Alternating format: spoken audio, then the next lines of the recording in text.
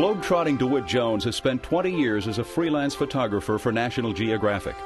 When he wasn't shooting photos for the prestigious magazine, Dewitt was making Academy Award-nominated films.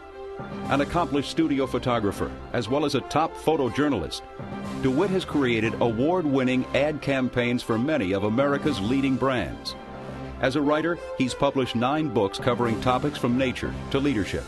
With a lifetime of experience in the arts, Dewitt Jones understands the power of creativity and how to inspire others to tap this valuable resource and enrich their lives.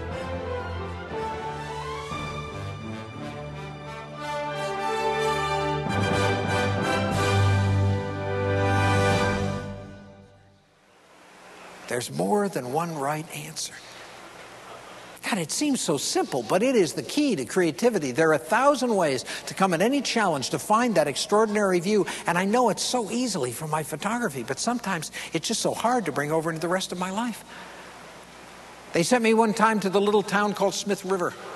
They raise about 80% of the Easter lilies in the country around that village, and that's the story I have to tell. And I've got a perspective where I got picked lilies and unpicked lilies and the boy picking them and good body language as he puts them in the box and a little bit of the region's architecture and the weather. One right answer. Pretty good one.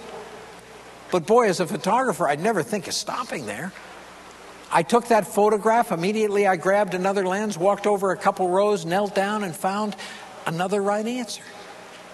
Same parameters of the problem, now seen from a totally different point of view. And my favorite right answer that day was this one. This is an advanced levitation technique that I'll be teaching just after the break. Somebody had a chopper in the fields. I get a ride, get up a couple hundred feet, look down, see the extraordinary and the ordinary. 3 right answers. So many things begin to change when you really come at the world from that perspective of more than one right answer.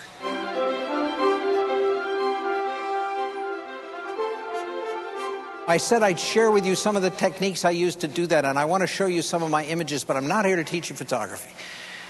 It's simply that the principles that I'd use in coming up with an extraordinary vision are the same principles that I'd use in running a company or dealing with a client. First decision I have to make as a photographer is what lens do I have on the camera?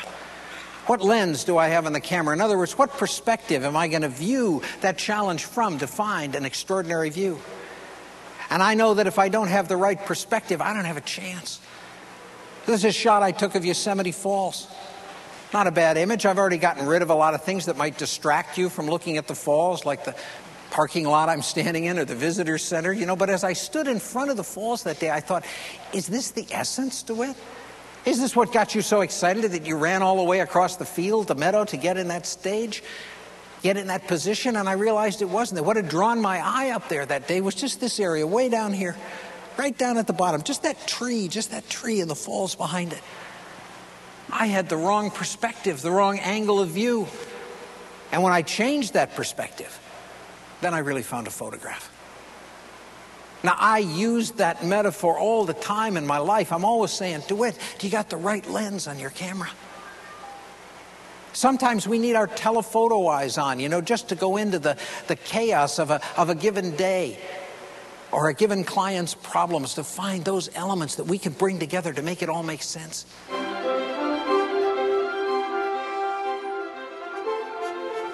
And now, before I wrap this up, let me show you one last example of how all these techniques go together. And this, not an assignment for the Geographic, but a big advertising campaign I did for Dewar's Scotch. And they sent me over to Scotland with an obscene budget and a crew of 9 and 3 clients to watch over me, you know, no pressure. And one of the things they asked me to do was photograph salmon fishing on Scotland's River Tweed. And man, again, I'd done my homework. I knew what I wanted. I came down that windy road to the River Tweed. I had images in my head of backlit salmon and silver cataracts and leaping fish, and the windy road delivered us, and there it was. Looked like the East Sandusky River, you know? The river without drama. I turned to my art director. I said, what are we going to do? He said, I don't know, I'm car sick. I'm going back to the road. So it was up to me. You know, how many times every week is it up to you? I got talking to one of the guides, the gillies, the gentleman there in the foreground.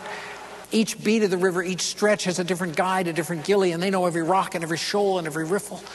And he told me that salmon fishing in Scotland's a very formal affair. You wear a coat and a tie and a hat and chest waders.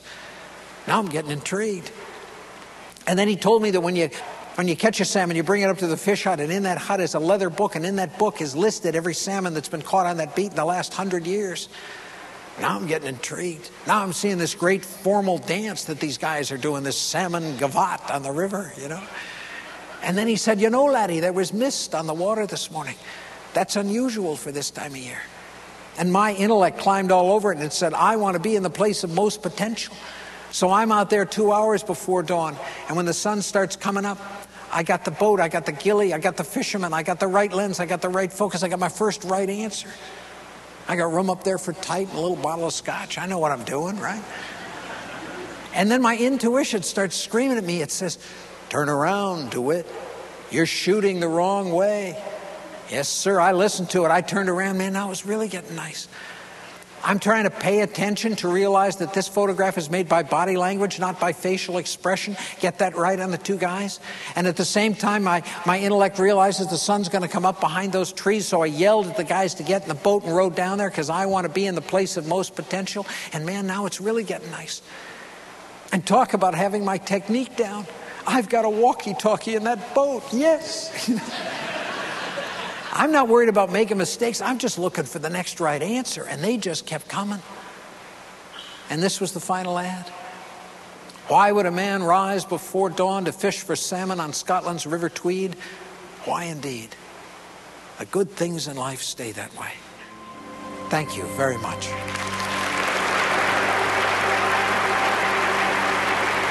Thank you.